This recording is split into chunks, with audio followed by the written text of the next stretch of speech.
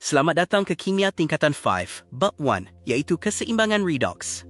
Bab ini membincangkan tindak balas yang melibatkan pemindahan elektron. Redox ialah gabungan dua proses, iaitu pengoksidaan dan penurunan.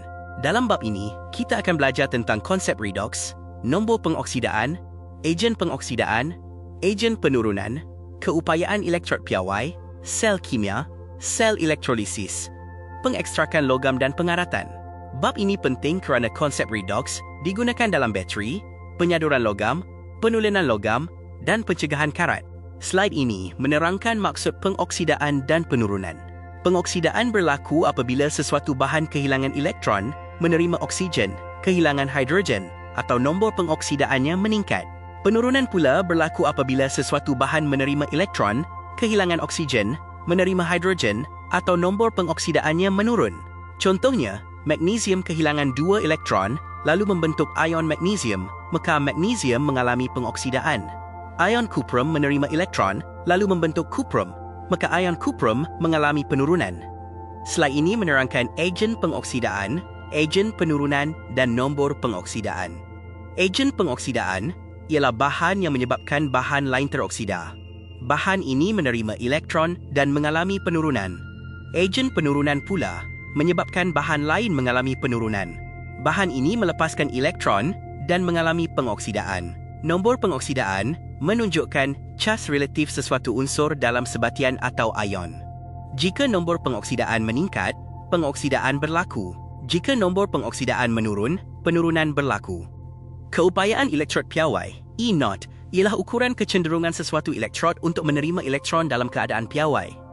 Jika nilai E0 lebih positif, bahan lebih mudah menerima elektron dan bertindak sebagai ejen pengoksidaan yang kuat.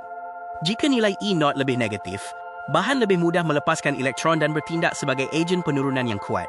Dalam perbandingan cuprum dan zinc, ion cuprum lebih mudah menerima elektron manakala zinc lebih mudah melepaskan elektron. Sel kimia ialah alat yang menukarkan tenaga kimia kepada tenaga elektrik melalui tindak balas redox spontan. Contohnya ialah sel Daniell atau sel zinc cuprum. Dalam sel ini, zinc bertindak sebagai anod dan mengalami pengoksidaan. Ion cuprum 2 positif menerima elektron di katod dan mengalami penurunan. Elektron mengalir melalui wayar luar dari anod ke katod. Jambatan garam pula melengkapkan litar dan mengekalkan keseimbangan cas dalam larutan. Sel elektrolisis menggunakan tenaga elektrik untuk menyebabkan tindak balas kimia tidak spontan berlaku. Dalam sel elektrolisis, anod ialah elektrod positif, manakala katod ialah elektrod negatif. Kation bergerak ke katod untuk menerima elektron dan mengalami penurunan. Anion pula bergerak ke anod untuk melepaskan elektron dan mengalami pengoksidaan. Perbezaan utama ialah sel kimia menghasilkan elektrik, manakala sel elektrolisis menggunakan elektrik untuk menghasilkan perubahan kimia. Slide ini menerangkan elektrolisis leburan dan larutan aqueous. Dalam leburan sebatian ion, hanya ion daripada sebatian ITU hadir. Contohnya, leburan plumbum 2 bromida mengandungi ion Pb2 positif dan bridge negatif. Ion Pb2 positif menerima elektron di katod membentuk plumbum, manakala ion bromida melepaskan elektron di anod membentuk bromin. Dalam larutan aqueous, ion daripada air turut hadir. Pemilihan ion yang dinyacas bergantung kepada siri elektrokimia, kepekatan ion dan jenis elektrod. Pengekstrakan logam ialah proses mendapatkan logam daripada bijihnya. Kaedah pengekstrakan bergantung kepada kereaktifan logam. Logam kurang reaktif boleh ditemui sebagai unsur bebas. Logam sederhana reaktif seperti besi diekstrak melalui penurunan oksida. Logam menggunakan karbon atau karbon monoksida. Logam sangat reaktif seperti aluminium diekstrak melalui elektrolisis. Dalam relau bagas, besi 3 oksida diturunkan oleh karbon monoksida untuk menghasilkan besi dan karbon dioksida. Pengaratan ialah kakisan besi yang berlaku apabila besi bertindak balas dengan air dan oksigen. Pengaratan merupakan tindak balas redox kerana besi mengalami pengoksidaan dan oksigen mengalami penurunan. Besi kehilangan elektron membentuk ion besi 2 positif. Oksigen pula menerima elektron dengan kehadiran air membentuk ion hidroksida. Pengaratan boleh dicegah dengan mengecat, menyapu minyak, menyadur dengan timah atau zinc, penggalvanian, perlindungan katodik dan menggunakan kelulinir karat. Sebagai rumusan, bab 1 merangkumi pengoksidaan, penurunan, ejen redox, nombor pengoksidaan, keupayaan elektrod piawai, sel kimia, sel elektrolisis, pengekstrakan logam dan pengaratan. Untuk SPM, pelajar perlu ingat bahawa kehilangan elektron ialah pengoksidaan, manakala penerimaan elektron ialah penurunan. Pelajar juga perlu mahir menentukan nombor pengoksidaan, membezakan sel kimia dan sel elektrolisis, menulis persamaan setengah, serta menerangkan syarat dan kaedah mencegah pengaratan. Slide ini menguji konsep asas pengoksidaan dan penurunan. Soalan meminta pelajar menyatakan maksud pengoksidaan dan penurunan, mengenal pasti bahan yang mengalami pengoksidaan dan penurunan, serta menerangkan pergerakan elektron. Berdasarkan persamaan, magnesium kehilangan elektron lalu membentuk ion magnesium. Oleh ITU, magnesium mengalami pengoksidaan. Ion kuprum 2 positif pula menerima elektron lalu membentuk kuprum. Maka ion kuprum mengalami penurunan.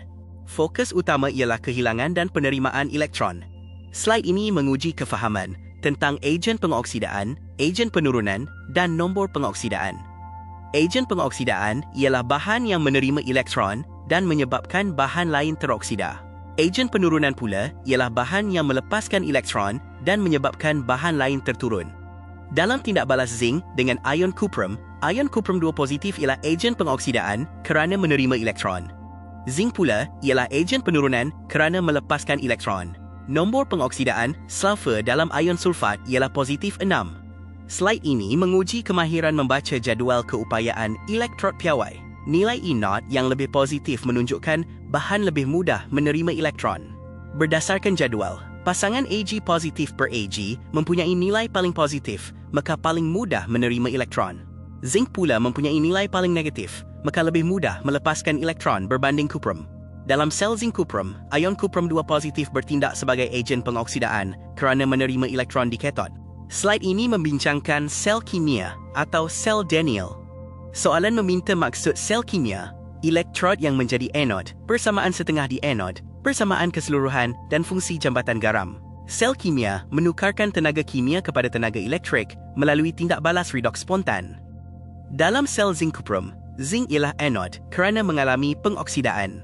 Persamaan setengah anod ialah Zn menghasilkan Zn, 2 positif dan 2 elektron. Jambatan garam melengkapkan litar dan mengekalkan keseimbangan cas. Slide ini menguji konsep sel elektrolisis.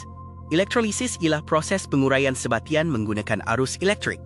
Dalam sel elektrolisis, katod ialah elektrod negatif dan anod ialah elektrod positif. Kation bergerak ke katod untuk menerima elektron dan mengalami penurunan. Anion bergerak ke anod untuk melepaskan elektron dan mengalami pengoksidaan. Satu perbezaan utama ialah sel kimia menukarkan tenaga kimia kepada elektrik, manakala sel elektrolisis menukarkan tenaga elektrik kepada perubahan kimia. Slide ini membincangkan elektrolisis leburan plumbum 2 bromida. Dalam leburan lead 1 bromide 2, ion yang hadir ialah Pb2 positif dan bridge negatif.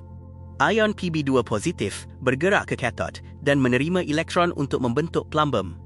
Ion bromida bergerak ke anod dan melepaskan elektron untuk membentuk bromin. Hasil di katod ialah plumbum, manakala hasil di anod ialah bromin. Persamaan setengah di anod ialah 2 ion bromida menghasilkan bromin dan 2 elektron. Pemerhatian di anod ialah wap perang bromin terbentuk. Slide ini menguji elektrolisis larutan aqueous kuprum 2 sulfat menggunakan elektrod karbon. Dalam larutan aqueous, ion daripada air turut hadir. Di katod, ion kuprum 2 positif menerima elektron lalu membentuk kuprum. Di anod, ion hidroksida dinyahcas dan menghasilkan gas oksigen. Faktor pemilihan ion yang dinyahcas termasuk kedudukan ion dalam siri elektrokimia, kepekatan ion dan jenis elektrod. Jika elektrod kuprum digunakan sebagai anod, kuprum akan melarut membentuk ion kuprum 2 positif. Slide ini menguji kaedah pengekstrakan logam. Kaedah pengekstrakan ditentukan oleh kereaktifan logam. Logam sangat reaktif seperti aluminium diekstrak melalui elektrolisis kerana tidak boleh diturunkan oleh karbon. Dalam relau bagas, karbon monoksida bertindak sebagai ejen penurunan. Batu kapur pula berfungsi menyingkirkan benda asing dengan membentuk terak. Berdasarkan persamaan, besi 3 oksida mengalami penurunan kerana kehilangan oksigen dan menghasilkan besi. Slide ini membincangkan pengaratan. 2 syarat utama pengaratan ialah kehadiran air dan oksigen. Dalam proses ini, besi mengalami pengoksidaan dengan kehilangan elektron untuk membentuk ion Fe2 positif. Persamaan setengahnya ialah Fe menghasilkan Fe2 positif dan 2 elektron. Oksigen pula mengalami penurunan dengan menerima elektron dalam kehadiran air. Penggalvanian ialah proses menyalut besi dengan zinc. Dua kaedah mencegah pengaratan ialah mengecat dan menyapu minyak atau grease. Slide terakhir menggabungkan aplikasi redox dalam kehidupan harian. Sel kimia ialah proses yang menukarkan tenaga kimia kepada tenaga elektrik. Dalam penyaduran logam, objek yang hendak disadur dijadikan katod. Penyaduran penting untuk mencantikkan permukaan, melindungi logam daripada kakisan dan meningkatkan ketahanan. Situasi yang melibatkan kakisan besi ialah pengaratan. Konsep redox yang terlibat dalam semua situasi ialah pengoksidaan dan penurunan melalui pemindahan elektron.